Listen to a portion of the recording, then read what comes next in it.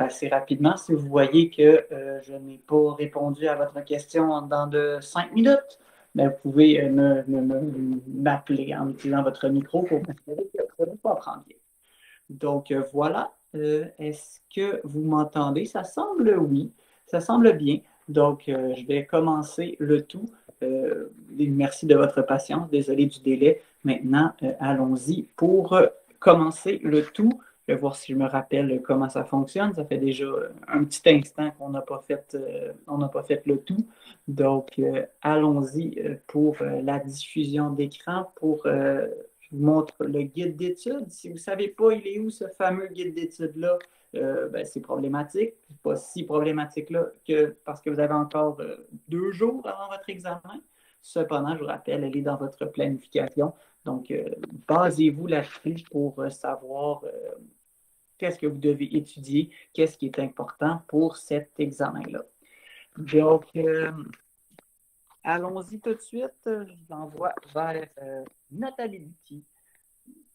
Et on va commencer. N'hésitez pas, comme je vous dis, à poser vos propres questions. Donc, ça se peut très bien qu'il y ait des choses qui soient plus faciles. On va le faire très, très, très rapidement. D'autres qui sont plus complexes. Là, on va passer plus de temps là-dessus. Et donc, oui, nous parlerons davantage de formation d'équilibre, d'équations, de ions polyatomiques et de stoichiométrie. Donc, voici le guide d'études. Modèle atomique simplifié, je pense que c'est clair dans vos notes. Vous en avez plusieurs exercices, je ne vais même pas en parler. Masse atomique relative, c'est plus le terme qualitatif qui peut être un peu difficile. C'est savoir pourquoi la masse molaire d'un élément est à virgule. Donc, mettons qu'on prend le carbone, que sa masse molaire est de 12,01. Pourquoi il est de 12,01? Parce qu'il fait partie de la moyenne de tous les isotopes du carbone. Donc, le carbone 12, le carbone 13 et le carbone 14. La moyenne de tout ça nous donne 12,01 et c'est pour ça qu'on a ce terme-là qui est 12,01. Si le plus important, bien sûr, c'est la façon quantitative, bien, comment utiliser ce concept-là. Bien, pour l'utiliser, on va dire qu'on est capable de dire que la masse molaire, c'est la masse sur le nombre de moles. Et donc, on serait capable de trouver le nombre de moles de carbone ou de tout autre élément là-dedans.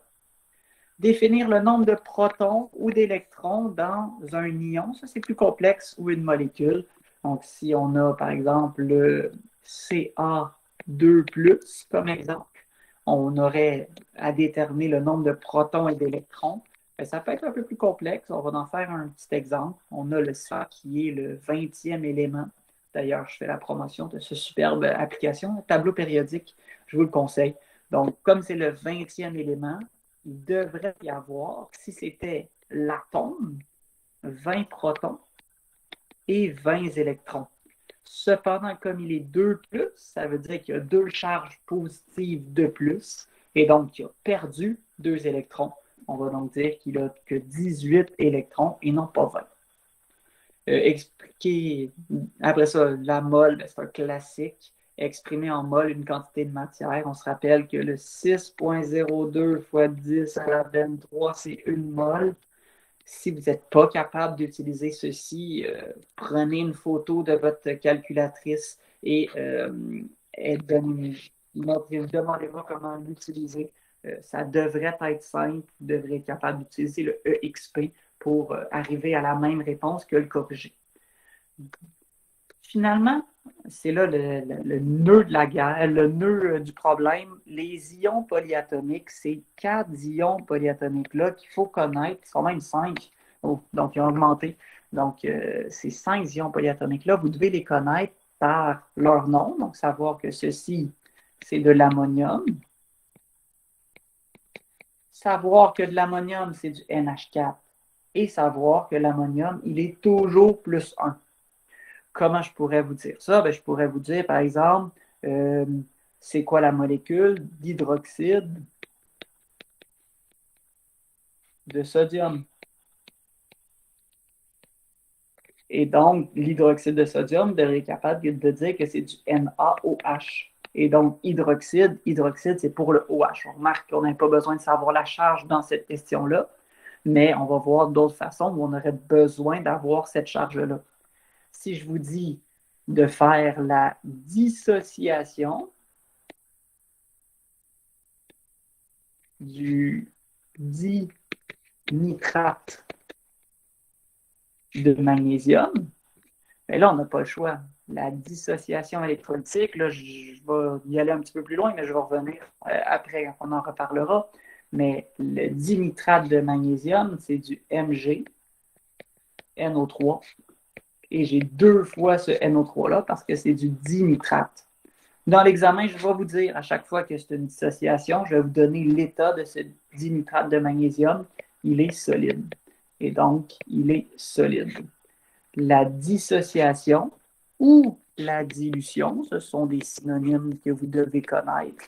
Mais la dissociation et la dilution, mais quand on va la mettre dans de l'eau, mais l'eau est facultative, on n'est pas obligé de l'écrire, mais oui, ça se fait toujours dans de l'eau.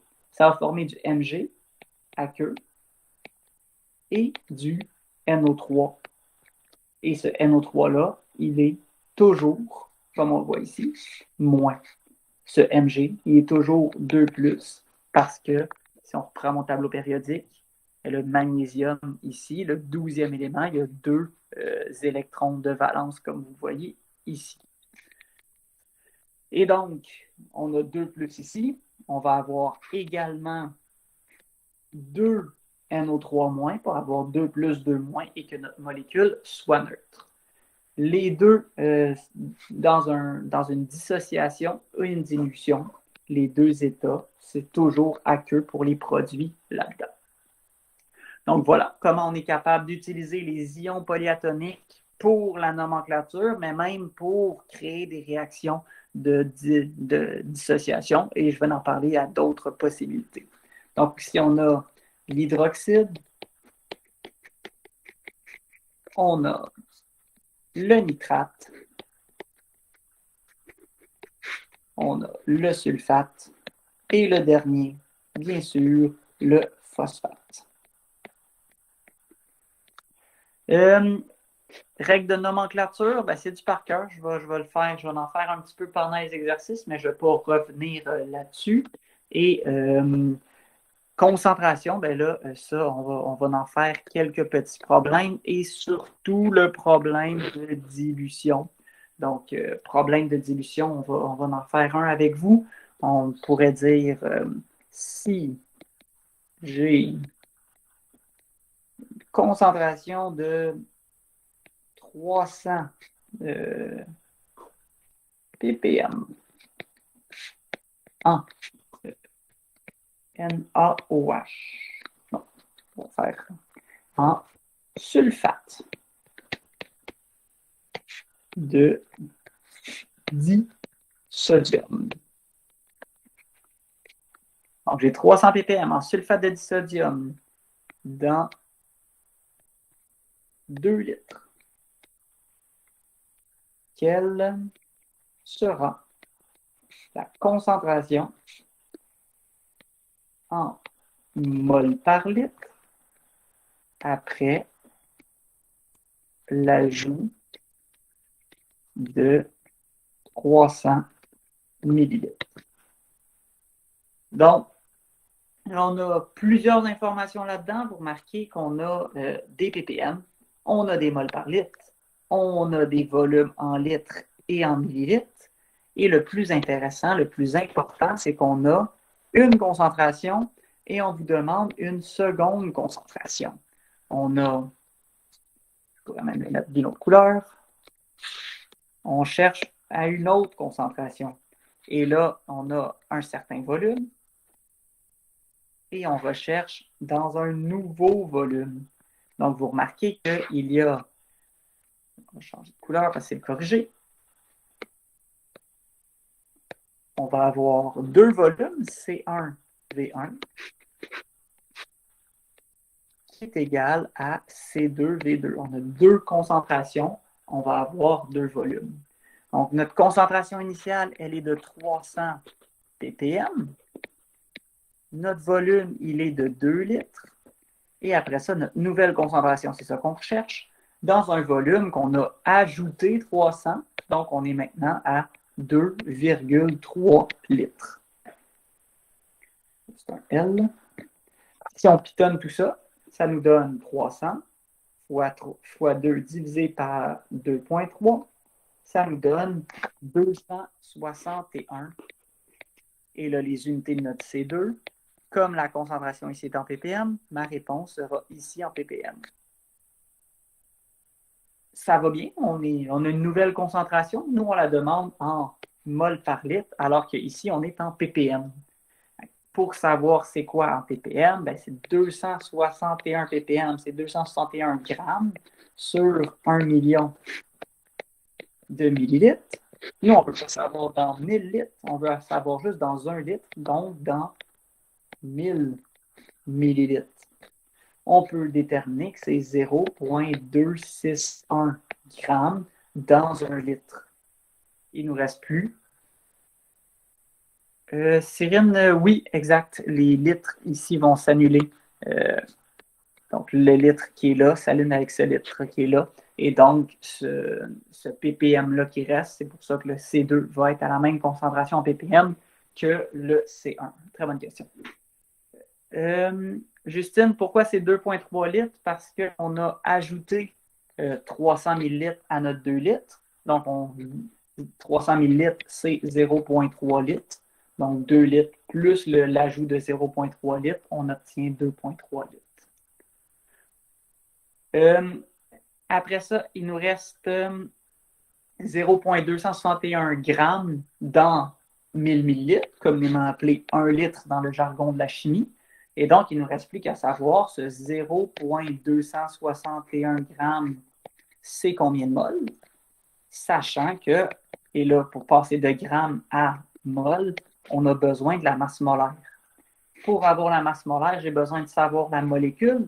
C'est du sulfate de disodium. Ça serait facile de remonter pour savoir c'était quoi mes ions polyatomiques du sulfate. Cependant, on le connaît par cœur parce que c'est du SO4 pour le sulfate. Disodium du Na2SO4.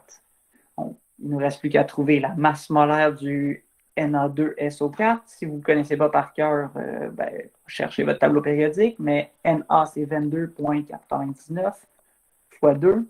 Le soufre, c'est 32,07 et l'oxygène, 16 fois 4.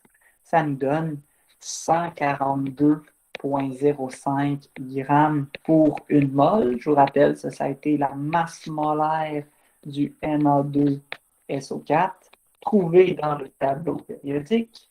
Et donc, si on fait 0,261 divisé par le 142,05, ça nous donne 0,0018 mol. Ce 0,0018 mol, il est dans un litre et donc ma concentration, elle est de 0,0018 mol par litre. C'est ma réponse finale. Est-ce qu'il y a des questions sur ce problème-ci? Ça serait quand même un problème complexe. Là. Ça serait niveau examen, définitivement. Donc, si vous comprenez cette dissolution-là, ça devrait bien aller pour les problèmes de dilution. On a également fait un problème de concentration. On a dû changer des unités. Donc, voilà comment on a fait. Puis en plus, on a sorti des ppm que ça faisait un bon moment qu'on n'avait pas fait. Donc, si ça vous va, je vous laisse un instant pour prendre un screenshot si jamais vous en le voulez. Après ça, je vais effacer le tout pour me refaire de l'espace pour pouvoir parler d'équations chimiques et physiques. Fantastique, vous avez eu votre chance. J'efface le tout.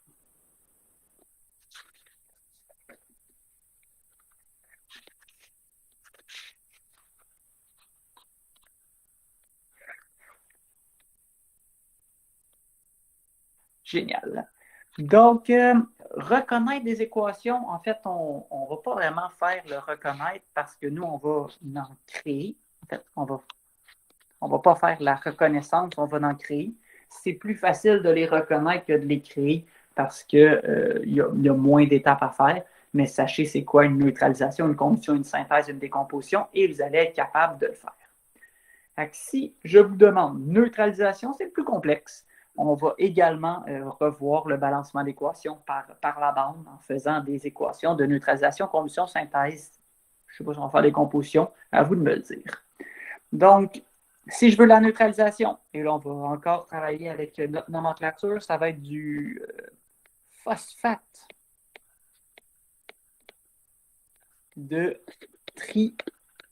trihydrogène avec de l'hydroxyde de potassium. La question, ce serait quelle est la neutralisation entre le phosphate de trihydrogène et l'hydroxyde de potassium. Donc, phosphate, on se rappelle, on doit le connaître par cœur, c'est donc du PO4. Trihydrogène, donc H3PO4, avec du hydroxyde de potassium, donc OH pour hydroxyde de potassium, c'est un K. Ce qu'il faut savoir, c'est que les ions polyatomiques ne se brisent jamais. Le seul moment où on va briser des ions polyatomiques, ce sont dans les synthèses et les décompositions.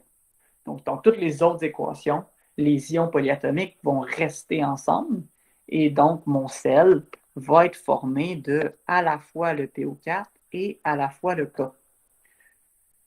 Le K qui est un alcalin, donc comme c'est un alcalin, il va être plus, et le PO4, comme on connaît sa charge par cœur, il est de 3-.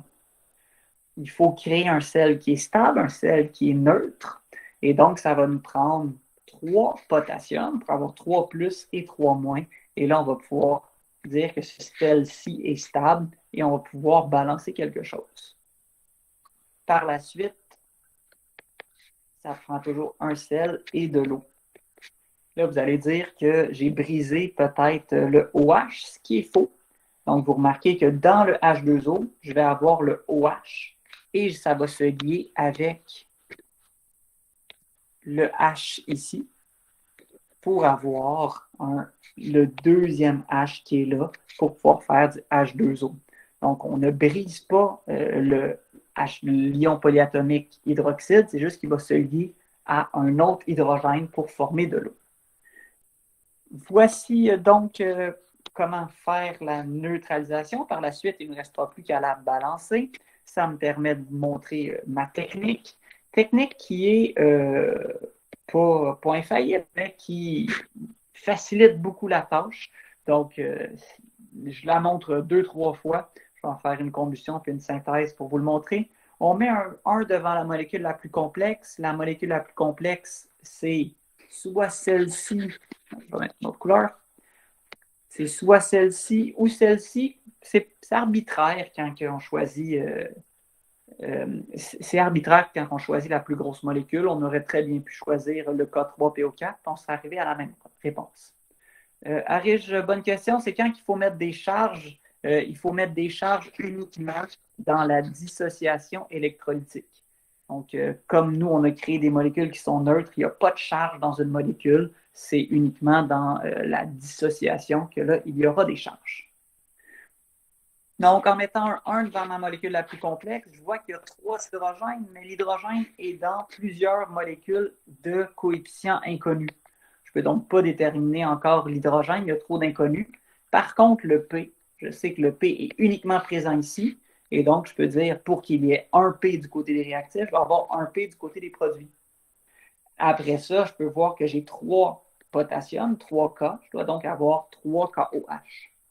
Par la suite, il ne me reste plus qu'à gérer mes oxygènes. J'en ai 4. J'en ai 4 ici. Et j'en ai 3 de plus ici, donc un total de 7. J'en ai déjà placé 4 ici. Il m'en reste donc 3 à placer ici pour avoir la molécule. Tous mes coefficients sont déterminés.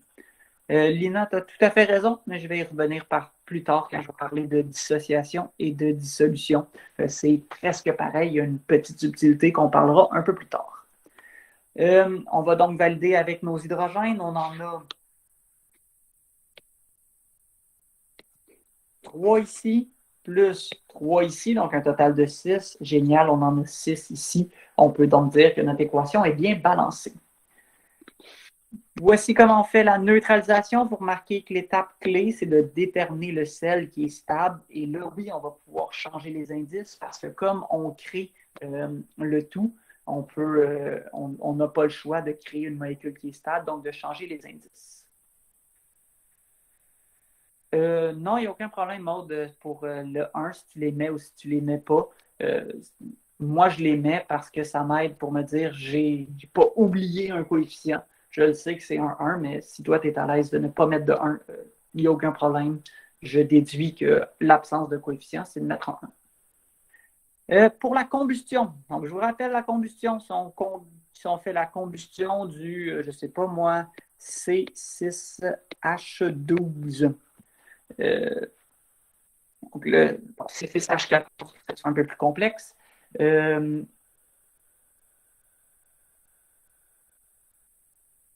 Oui, tout à fait, Cyrine, tu as tout à fait raison. C'est juste dans le sel qu'on va pouvoir changer les indices. Après ça, on doit changer les coefficients.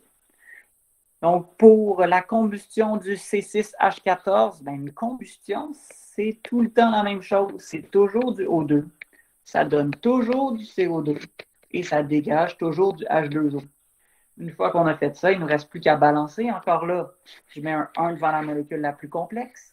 Ça me dit donc que j'ai 6 carbones. Je vais donc mettre 6 carbones, 14 hydrogènes, donc 7 H2O. Il me reste ici 6 fois 2, donc 12 plus 19, plus 7, ça donne 19. Donc 19 de U. Je ne laisse pas ça comme ça. Je vais multiplier par 2 pour m'assurer d'avoir des nombres qui ne sont pas à virgule. Et ça me donne le bon coefficient qui est 2, 19, 12 et finalement 14. Voilà comment on fait une combustion.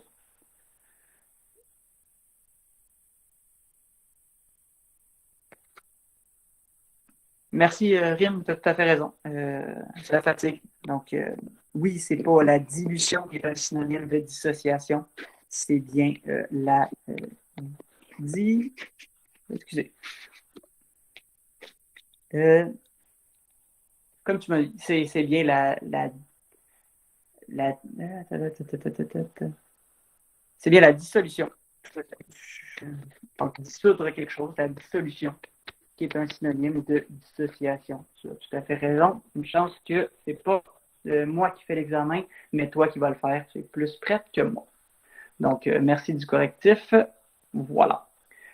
Finalement, pour la synthèse et la décomposition, je vous ai dit, la synthèse et la décomposition, c'est là qu'on va briser les ions polyatomiques. Si on va en faire une, mettons la décomposition. Si je vous parle de la décomposition du, je ne sais pas moi, l'oxyde de diammonium. Donc, l'oxyde de diammonium, c'est du NH4 deux fois avec de l'oxygène, donc oxyde de diammonium. Lina, tu m'as dit un H en produit, peut-il être seul? Non. Je ne sais pas où tu vois un H seul. Il est toujours en molécule de 2 ou dans une molécule comme dans le H2O. C'est correct. Donc, la décomposition du oxyde de diammonium, on a du NH4, NH4,2O. Et donc, quand on va le décomposer, là, ça veut dire qu'on va le séparer dans ces éléments qui sont purs. Donc, la décomposition, c'est toujours dans ces éléments qui sont purs. Et donc, qu'est-ce qu'on a comme élément? On a du N, on a du H et on a du O. Cependant, on se rappelle, I have no bright or clever friends. Ces molécules-là sont toujours en paquet de 2. Conséquence, le N Ben oui, il est N2, donc il ne sera pas N tout seul. Même chose pour le H, même chose pour le O. Donc, ces molécules-là sont toujours en paquet de 2. Donc, voilà comment on pourrait le faire. Une fois qu'on a fait tout ça, bien là, on va devoir balancer. On met un 1 devant la molécule la plus complexe. On a donc 2 azotes. Ça tombe bien. J'ai déjà mes 2 azotes. J'ai 4 fois 2, donc j'ai 8 hydrogènes. Je vais donc avoir 4 H2 ici. Je n'ai qu'un seul oxygène, donc je vais devoir mettre une demi ici. Et là, pour ne pas avoir de chiffre à virgule, je vais devoir multiplier par 2 pour avoir 2, 2, 8 et 1. Lina, oui, dans la dissociation, c'est possible d'avoir un H tout seul parce qu'il n'est pas seul, c'est du H+. Donc, quand il est sous forme d'ion, c'est possible d'avoir un élément seul. C'est juste quand c'est une molécule, comme le I2, le H2, c'est sous forme de molécule, donc pas chargé. Là, ça ne peut pas être tout seul. Donc, voilà la décomposition. Hey, ça va bien, on avance très, très bien. Il ne nous reste plus que la synthèse. La synthèse, c'est exactement la même chose, mais la flèche va être dans l'autre sens. Donc, on va partir des éléments purs pour créer notre molécule. Je ne pense pas que je vais en faire un. Je ne pense pas que c'est nécessaire, mais si vous voyez la nécessité, vous pouvez me l'écrire dans le chat. Stoichiométrie.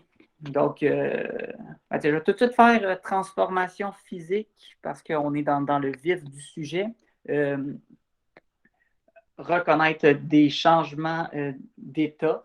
Ben oui, si je vous demande la vaporisation je sais pas moi, la vaporisation du NaCl, ben, ça veut dire quoi? Ça veut dire que ça devient une vapeur, donc ça va être le NaCl qui était liquide et il devient du NaCl gazeux.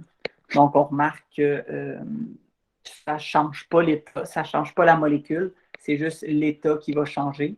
Et contrairement à toutes les autres équations que j'ai mises, mais là, on n'a pas le choix de mettre les états parce que ça va créer, c'est un changement d'état, donc ça, c'est important de l'inscrire. La congélation, ce n'est pas un très bon exemple, c'est plus de la solidification que vous devriez avoir ici pour tous ces autres états-là. C'est dans vos notes, vous devez connaître les 6 changements d'état qu'il y a. Finalement, dissolution. Dissolution. Comme Rim me l'a fait remarquer, dans la dissolution, il y a 2 mondes. Il y a la dissolution d'électrolytes. Ça, c'est ce qu'on appelle, c'est égal, c'est exactement la même chose que la dissociation électrolytique. Alors qu'il y a la dissolution, on va même le mettre d'une autre couleur, d'un non-électrolyte. Que là, il n'y a pas d'autres termes, et là, on verra la différence entre les deux là-dedans. Si je te dis, quelle est la dissolution du NH4Cl? Donc, la NH4Cl, première chose à faire, première question à se poser, est-ce que c'est un non-électrolyte ou c'est un électrolyte? NH4Cl, comme le NH4, c'est un ion polyatomique qui est positif, on pourra dire qu'il agit comme un métal. Le NH4 est un ion polyatomique qui peut remplacer n'importe quel métal comme il est positif. Et donc, le NH4, il est plus, le Cl, il est moins. C'est une liaison ionique entre les deux. C'est donc un électrolyte. On peut donc dire que c'est un électrolyte. On peut donc dire que c'est une dissociation électrolytique. Si j'ai à séparer le NH4Cl, le NH4Cl deviendra du NH4 plus aqueux plus du Cl- aqueux.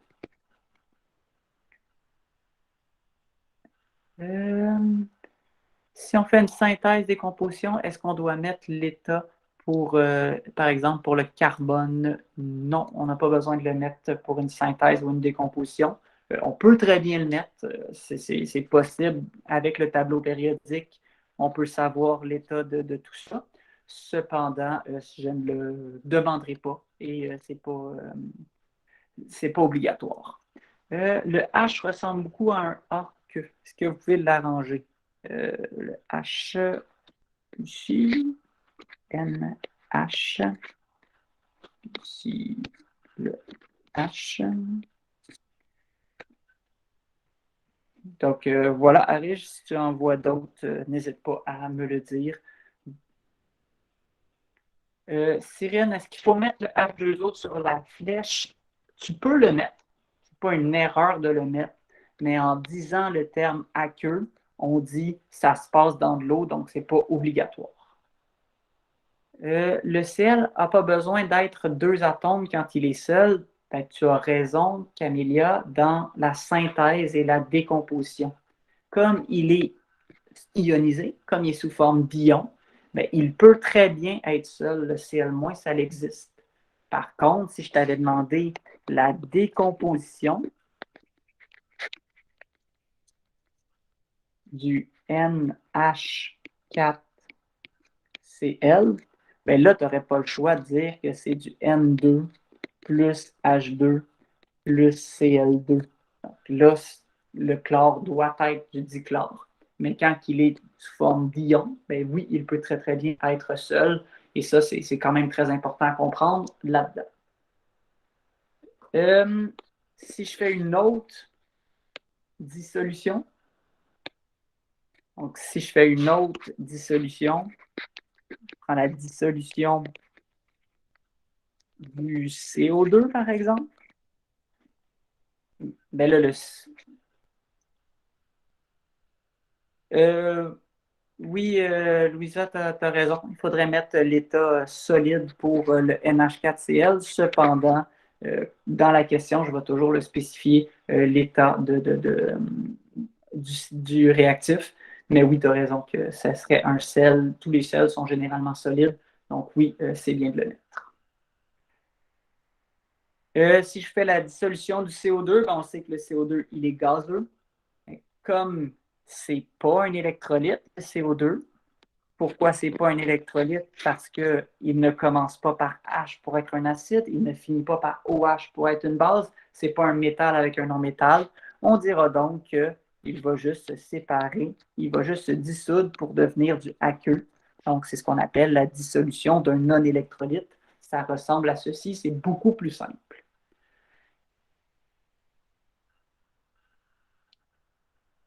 Oui, tu as tout à fait raison, Rose, pour les ions polyatomiques. Donc, j'ai dit que le NH4, comme il est plus, il agit comme un métal, mais n'importe quel autre ion polyatomique sont toujours négatifs, tous les autres ions polyatomiques, et donc ils agissent tous comme des non-métaux.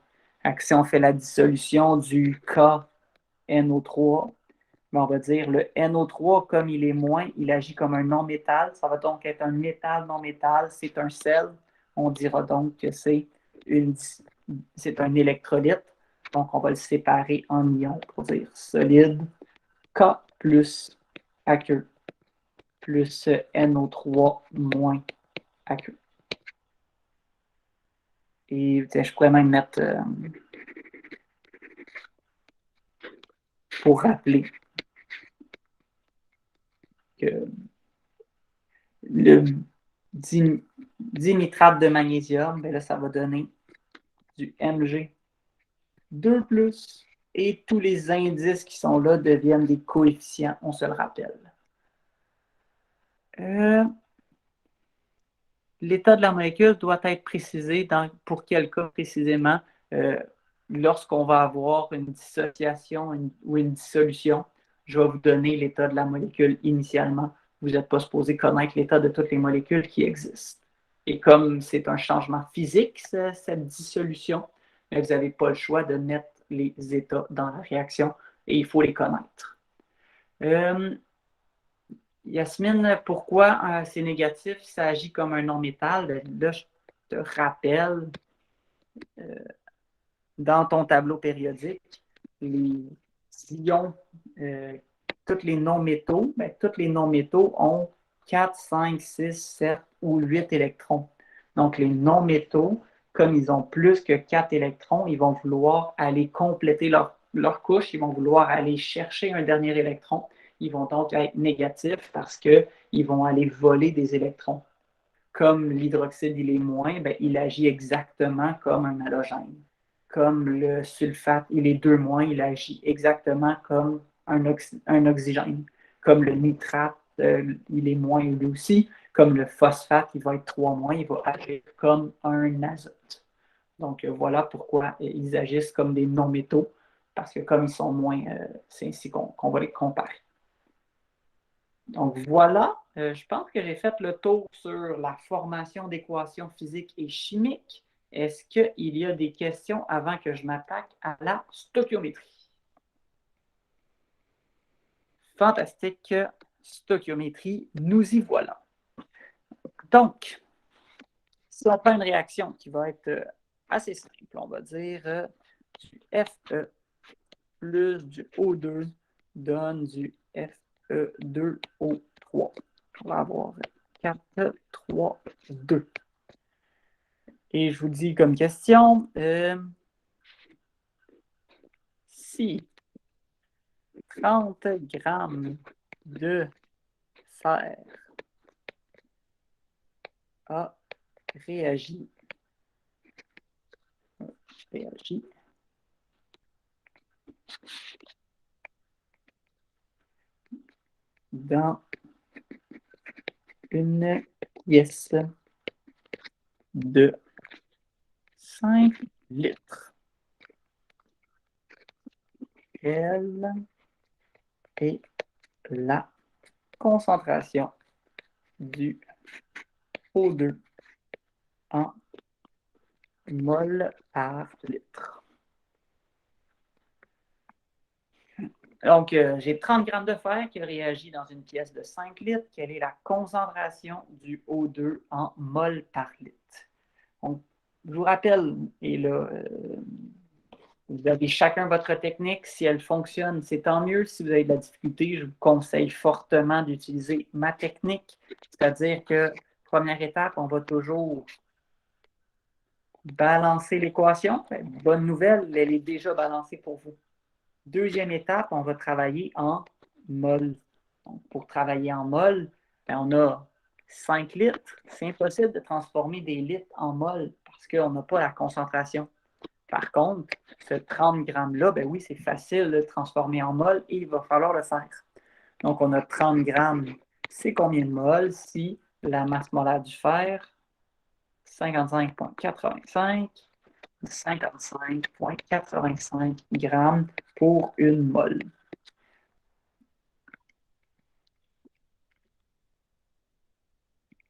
On obtient donc une valeur de 0,54 mol. Puis on remarque que ça a de l'allure parce que comme j'ai moins que 55 grammes, c'est normal que j'ai moins qu'une mol. Ça peut être quelque chose d'intéressant à regarder quand on fait une proportion. Après ça, on va faire une proportion avec les coefficients. Qu'est-ce que ça veut dire? Ça veut dire que j'ai 0,54 mol de lui et je cherche combien je vais avoir de mol de lui. On va prendre une autre variable, comme on a déjà utilisé le X. On a un Y qui est là. Qu'est-ce que ça veut dire? Ça veut dire si 4 mol produit 3 mol 0,54 produit combien? On le fait par règle de 3. On a 4 mol de fer pour 0,54 mol. C'est égal à 3 mol de O2 pour notre inconnu qui est comme ça. Donc, vous remarquez, c'est exactement la même chose. J'ai pris le coefficient et j'ai pris le nombre de moles actuel. Donc, 4 sur 0,4, c'est égal à 3 sur Y. On s'attend à moins que 0,54, ça mène l'allure. L'année passée, vous auriez fait 4 fois combien donne 3. Ça aurait donné un chiffre à virgule, ça n'aurait pas été beau. J'aime mieux le faire par règle de 3. Mais Oui, Lina, le fer a réagi complètement dans le problème. Comme tu n'as pas d'autres informations, nécessairement, il a réagi complètement. Donc, 0,5, cette valeur-là, on va faire fois 3 divisé par 4. Ça nous donne une valeur de 0,4. Notre Y. Il est égal à 0,4. 0,3 si vous voulez avoir plus de précision, mais 0,4, c'est suffisant. Là, après ça, on veut savoir c'est quoi la concentration molaire. Donc, après ça, on va relire la question. On va revoir si on a déjà répondu à la question. Donc, on veut savoir c'est quoi la concentration du O2. Bien, on sait qu'on a 0,4 mol. Et ce 0,4 mol-là, il était dans 5 litres. On veut savoir il y a combien de mol dans 1 litre. On va donc diviser par 5 pour obtenir un Z qui est égal à 0,08 mol. Et ça, ben, ce nombre de mols-là, il est dans 1 litre, donc on l'appellera 0,08 mol par litre ou grand M, qui est un synonyme de mol par litre.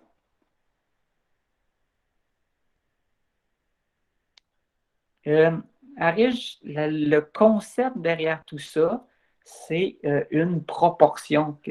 C'est la recette qui est là dans ton balancement d'équation. Ben, normalement, on se dit que ben, Vincent, c'est exactement le même concept. Donc, je vais répondre aux deux questions en même temps. Si ça vous aide, tant mieux. Sinon, ben, vous me reposerez la question s'il y en a un des deux que ça n'a pas été clair. Ça ici, le 4 fer plus 3O2 donne 2 Fe2O3, c'est une proportion.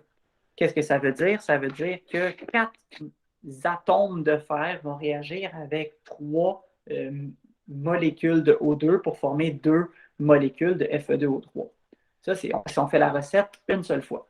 Si on la fait 2 fois, bien, ça va être 8, 8, 6 et 4. Si on la fait 3 fois, ça va être 12, 9 et 6. Ainsi de suite.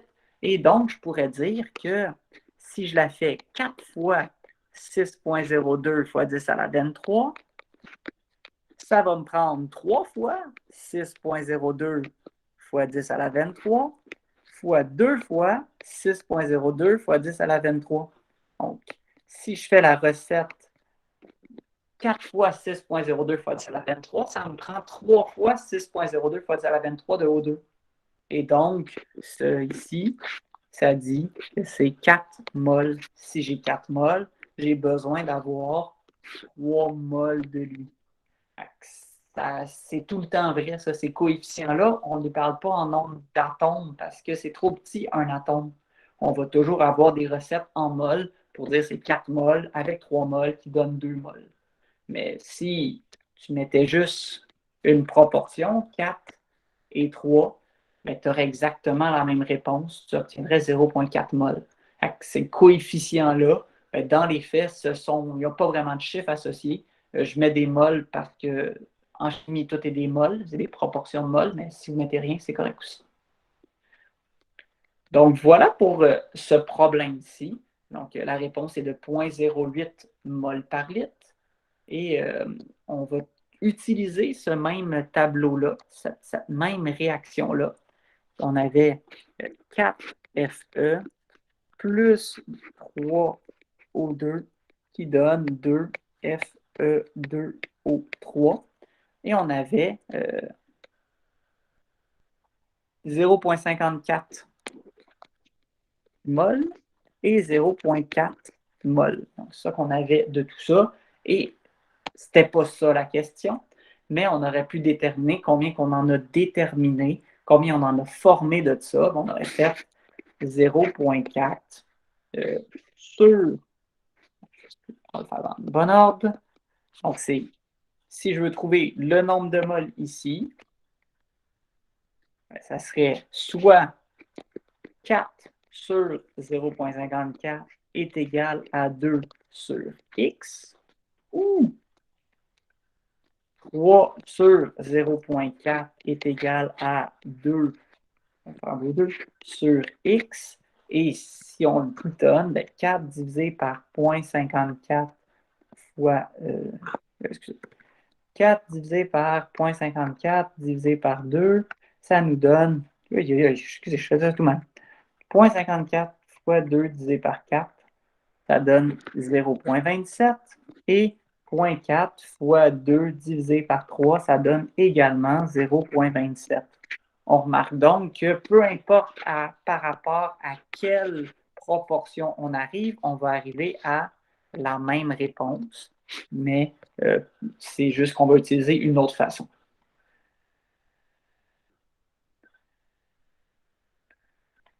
Oui, on peut faire ça. On peut faire un problème où on part des produits pour trouver le nombre de moles avant la réaction. Pas de problème avec ça. Je suis capable de faire ça. J'ai encore du temps, puis ma fatigue n'est pas à ce point élevée. Donc, je pense que je peux faire un petit problème comme ceci. Je vais dire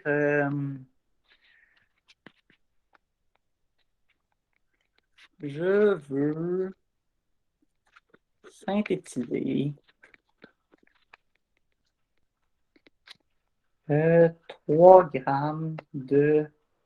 qu'est-ce qu'on pourrait bien mettre? KBR.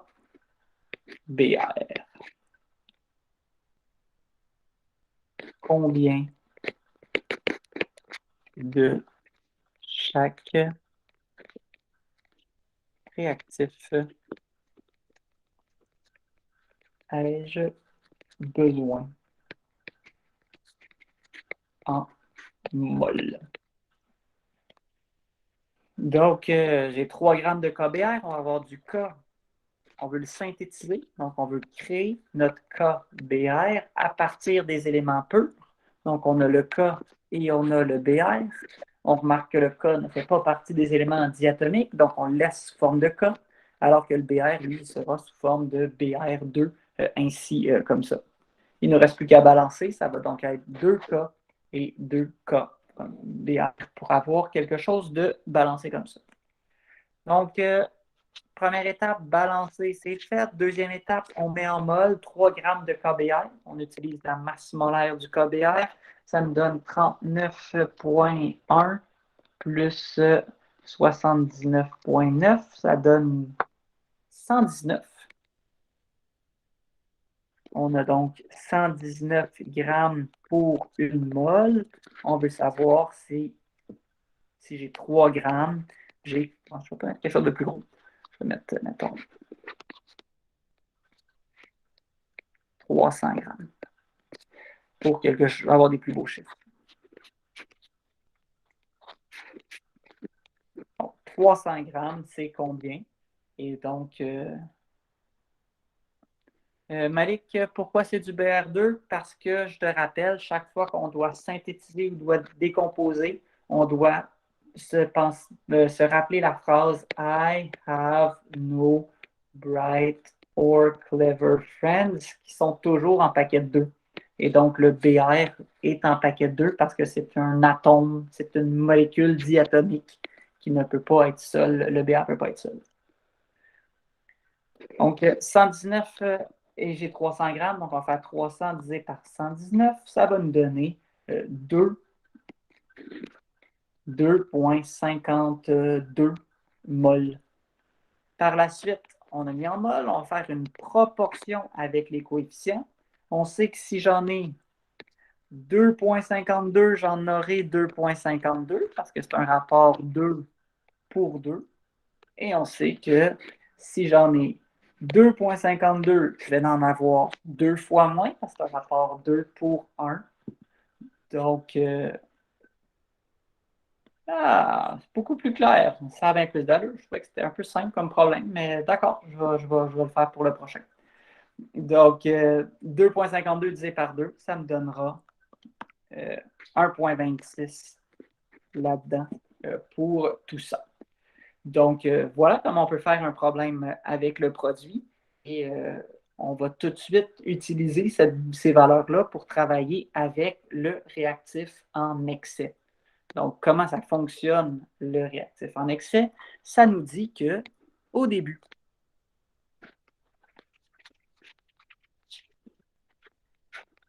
si j'ai 2,52 mol de K et 1,26 mol de BR2, ben, je vais créer, au début, j'en aurai pas. Au début, j'en avais pas. Et je vais créer à la fin 2,52 mol de KBr. Je vais donc avoir plus 2,52 mol de KBr. Je vais avoir moins 1,26 mol de BR2 pour en avoir 0 et moins 2,52 pour en avoir 0 à la fin. Ça, c'est un problème classique. On remarque qu'il n'y a pas d'excès parce que il n'y a pas d'excès parce que les deux réactifs à la fin sont nuls. Et on remarque que notre rapport stoichiométrique se fait uniquement ici. On peut faire 2,52 fois 2 divisé par 2 pour trouver le 2,52. 1,26 fois 2 divisé par 1 pour trouver le 2,52 à partir du 1,26 qui est ici. Donc, voilà comment on fait nos rapports stoichiométriques. C'est juste dans le R qu'on va le faire.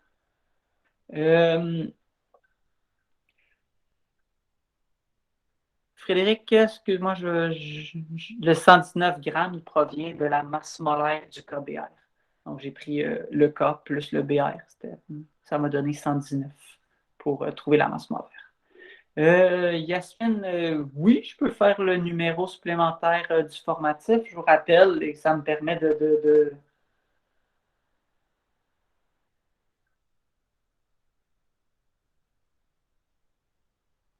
OK, je vais répéter, Arish, désolé. Pour les réactifs en exercices supplémentaires, réactifs en excès, je vous rappelle que je viens de mettre le corrigé depuis 3 heures cet après-midi sur la planification à côté du guide d'études. Ça peut vous aider. Sveda, est-ce que tu pourrais m'expliquer, me clarifier le zéro que tu ne comprends pas? Est-ce que c'est le zéro ici ou le zéro qui est ici? C'est pour deux réponses différentes. OK. Puis Harry, je reviens après ça, c'est juste que je vais expliquer le zéro pour revenir après ça à ta question. Un produit, initialement, un produit, il n'y en a pas encore de fait. Donc, au début de ma réaction, parce que le D, c'est pour au début de la réaction, il n'y a jamais de produit qui a été formé parce qu'on n'en a pas encore. Par contre, à la fin, il y aura toujours des produits formés parce que c'est ça qu'on va faire à la fin. Donc, au début, il n'y en aura jamais et à la fin, on va toujours avoir des produits. Même concept pour le réactif. Au début, j'aurai toujours de chacun de mes réactifs et à la fin, j'aurai toujours au moins un des deux qui sera égal à 0, soit le limitant. Et ben, si je n'ai pas d'excès, ben, les deux sont des limitants, donc les deux seront égales à 0. Oui, Cyrine, ça va t'indiquer. Probablement que je vais te faire le tableau, mais dès que je te parle, je te donne deux informations sur les réactifs. Nécessairement, tu vas avoir, faut que tu comprennes que c'est un problème de réactif en excès. Donc, Harry, je vais revenir avec le R, comment on a déterminé tout ça. Donc, si je n'ai pas cette valeur-là, ni cette valeur-là, dès que j'ai un R, ben nécessairement, j'ai tous les R par rapport stoichiométrique. Qu'est-ce que ça veut dire? Ben, c'est 2,52. Ce 2,52-là, c'est un rapport 2 pour 1 avec le BR2. Donc, on va faire 2 fois 1 divisé par 2 pour obtenir notre 1,26. Même chose pour le KBR. On a 2 mols pour 2 mols. Donc, si j'ai 2,56, je vais pouvoir créer 2,52. Je vais pouvoir créer 2,52 mols de KBR. C'est comme ça qu'on l'a trouvé. J'aurais pu faire exactement la même proportion avec mon 1,26. J'aurais pu dire que c'est 1,26 fois 2 divisé par 1 pour retrouver mon 2,52. Dès qu'on a un R, on peut trouver n'importe quel de nos R par rapport stoichiométrique. Fait que ça ici, j'ai fait un tableau DRF, mais comme il n'y a pas de réactif en excès, c'est un petit peu inutile de le faire parce que les deux vont être complètement nuls, il va n'y avoir aucun réactif à la fin. Par contre, c'est très pertinent lorsque je ne vais pas avoir exactement le même. Là, ça ne va pas être ce problème-ci que je vais avoir comme question. Mais si j'ai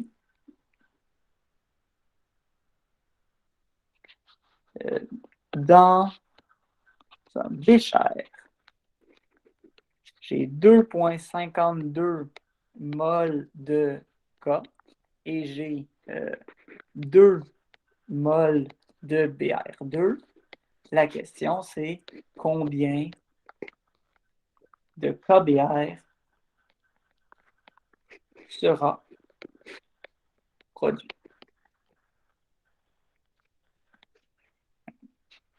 Ma réaction, elle n'a pas 1,26 pour avoir exactement les mêmes proportions. On remarque qu'elle a 2 mols. On remarque que ce 2 mols-là, il est plus grand que le 1,26 nécessaire pour le cas réagisse au complet. On peut donc conclure que le BR2 est en excès. Comme le BR2 est en excès, parce que j'en ai plus que 1,26 que ça prenait pour que le cas réagisse au complet, ben, je vais continuer de faire mes proportions par rapport au potassium, par rapport au cas, mais il y aura un excès de BR2. Dans ce cas-là, ben, on aurait 0,74 mol de trop de BR2 qui restera à la fin de l'équation de la réaction dans mon bécher parce que j'avais un excès de tout ça. Sveda, ça pourrait être un ou l'autre. Donc, ça peut être des problèmes de stoichiométrie normale, comme celui que je viens de faire ici, comme ça pourrait être un problème de réactif en excès. C'est plus complexe des réactifs en excès.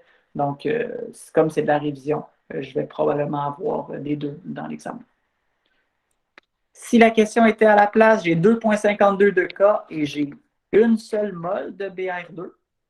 Mais en ayant une seule mol de BR2, on remarque que j'en ai moins que 1,26. C'était quoi ce 1,26-là? C'était la quantité nécessaire pour que le corps réagisse au complet. Donc, comme j'en ai moins que le 1,26 nécessaire pour que le corps réagisse au complet, cette fois-ci, ce sera le cas qui sera en excès.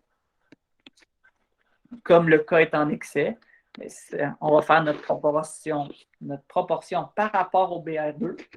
On va dire que c'est une seule mol qui a réagi au complet. Ça a donc créé 2 mols de lui et il y en a 2 mols de lui qui a réagi par rapport stoichiométrique encore. Et on peut donc dire qu'il en reste 0,52 et que j'en ai créé 2 mols de lui. Donc, c'est toujours ça ici. J'arrive justement à cette fameuse formule qui ne sera pas indiquée partout. Elle n'existe pas, cette formule-là. C'est moi qui l'ai inventée. Pas invité, inventée. Donc, la fameuse RL est égale à N sur C. Qu'est-ce que ça veut dire? C'est pour trouver ton réactif limitant, on va faire le nombre de moles divisé par le coefficient et on va prendre le plus bas total. Ici, qu'est-ce qu'on ferait? Ben, on aurait 1 divisé par 1, ça nous donne un total de 1. Et ici, on a 2,52 divisé par 2, on aurait 1,26. On remarque donc que c'est 1 qui est le plus petit. C'est en effet le BR2 qui est notre réactif limitant. Tantôt, si je reviens loin en arrière, on avait quoi? On avait 2 mols de lui.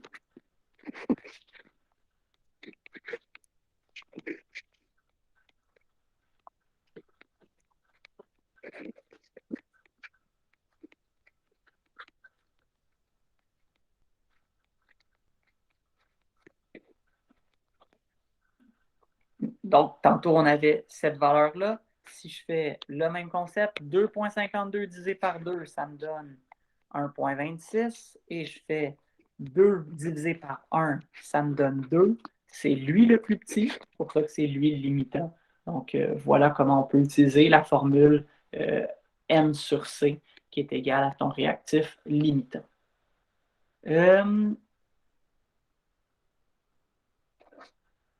On était... C'est qui m'avait demandé ça? De faire le corrigé du 3, c'est Yasmine qui me l'a posé. Donc, je vais juste te montrer le corrigé rapidement et te l'expliquer. Je pense que ça devrait être suffisant. Si ce n'est pas, écris-moi là. Donc, pas examen. Devoir corriger. Réactif en excès.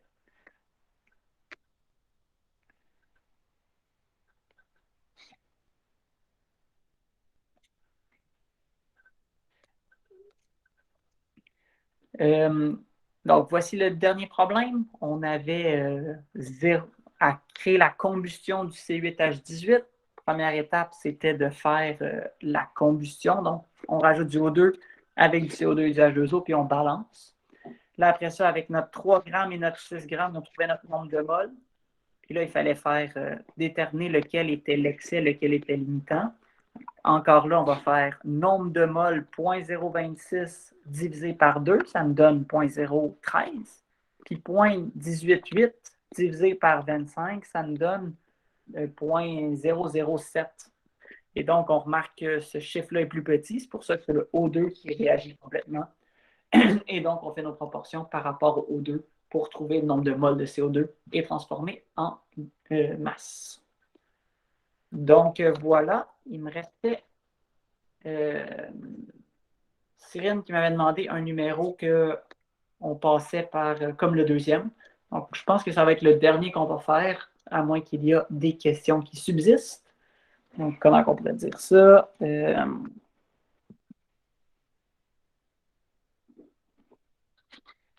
J'ai produit 12 moles de H2O après neutralisation du KOH avec le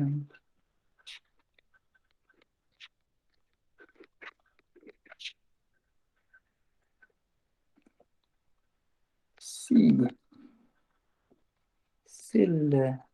reste 8 grammes de base. Quelle quantité d'acide plus de base avais-je au début? Donc, on a produit 12 moles de H2O d'eau et il reste encore 8 grammes de base. Donc, quelle quantité avais-je de mes deux réactifs avant le début de la réaction? Première étape à tout ça, il faut toujours créer la neutralisation. Je pense que vous êtes rendus des experts là-dedans. Donc, KOH plus du H2SO4, ça crée de l'eau. Et bien sûr, ça va créer un sel qui est stable et cet ion polyatomique-là ne se décomposera pas. Ça va donc nous donner du K avec le SO4. Comme lui, il est 2 moins et le K, il est plus, ça va nous faire du K2SO4 pour avoir une molécule qui est stable. On n'a plus qu'à balancer. Ça nous donnera 2 KOH avec 2 H2O comme ceci. On dit qu'on a produit 12 moles, donc à la fin, on a produit 12 moles et qu'il reste encore 8 grammes de base. Donc, ça veut dire qu'il me reste de la base. Je peux donc conclure que j'ai un excès de base. Je peux conclure que j'ai un limitant en acide. Je peux donc conclure qu'à la fin, il ne me restera plus d'acide, mais uniquement de la base. Ce 8 grammes de base-là, on peut déterminer c'est combien. Donc, on va trouver la masse molaire du K qui est 39,1 plus l'oxygène plus l'hydrogène. Ça nous donne une masse de 56,11 grammes pour une mole. Ça, c'est la masse molaire du KOH. si j'ai 8 grammes, c'est combien? Ça me donne 0,14.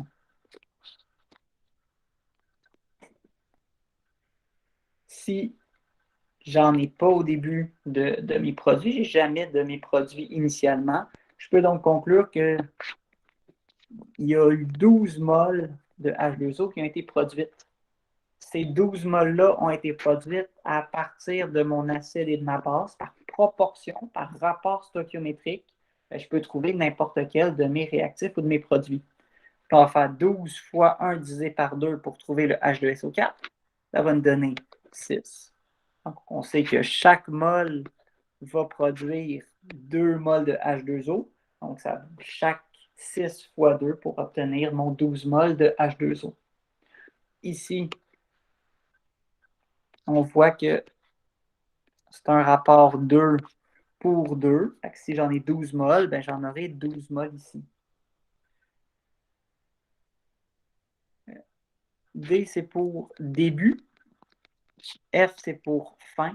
Puis R, c'est pour c'est quoi qui a réagi là-dedans. Donc, au début, si à la fin j'en ai plus puis j'en ai 6 qui ont réagi, ben, je peux conclure que j'en avais 6 initialement. Même concept, si j'en avais 12 moles qui ont réagi puis il m'en reste 0,14 à la fin, je peux conclure qu'initialement, j'en avais 12,14 là-dedans.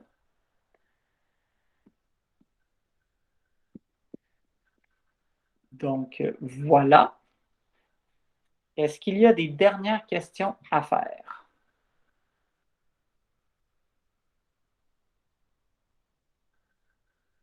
Fantastique. J'avais 2 questions via Remind. Je vais les répondre sur Remind, comme on a décidé de me les poser via Remind. Je ne vais pas les faire.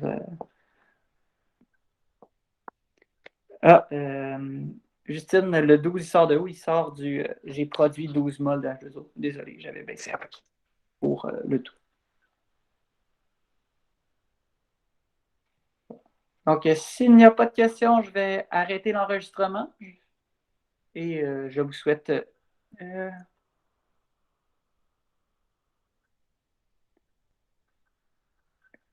Cyrine, pour la base initiale, tu as tout à fait raison que ça donne 12 et pas 12,14, mais je te rappelle, les rapports stoichiométriques, c'est uniquement dans le R qu'on peut les faire. Donc, comme on a 12 moles qui ont réagi et qu'à la fin, il me reste 8 grammes de base, c'est-à-dire 0,14 moles de base, bien, initialement, j'avais 12,14 moles de base. Comme ça, je peux, comme ça, même s'il y en a eu 12 moles qui ont réagi, il en reste encore 0,14 moles. Donc voilà, je mets fin à la récupération. J'espère que ça vous a aidé et n'hésitez pas à m'écrire si jamais il y avait des choses que vous vouliez qu'on clarifie, que vous n'étiez pas sûr. Donc, passez une bonne soirée, bonne étude, amusez-vous à votre journée rouge demain et au plaisir de vous corriger dans 2 jours.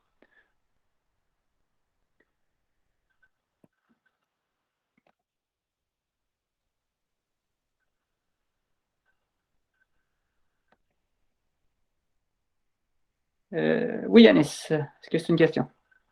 Ouais. Ce que je voulais plus de. J'arrive pas à comprendre à la fin. C'est ce truc de limitant et en excès. Ok, attends un peu. Bon. Ok, vas-y. Tous les problèmes? Ah non, non, juste le truc de. Le 12,14. Ok. Euh, Est-ce que tu comprends d'où il vient le point 14? Ouais. Le truc de. C'est 56,11 grammes qu'on a Ouais, pris du tableau périodique des éléments. exact. Fait que ce qu'on a déterminé, c'est qu'à la fin, il reste encore 0,14. Et pour créer 12 moles de H2O, ben, nécessairement, j'ai besoin d'avoir 12 moles de base parce que c'est un rapport 2 pour 2. Ok. Et donc, on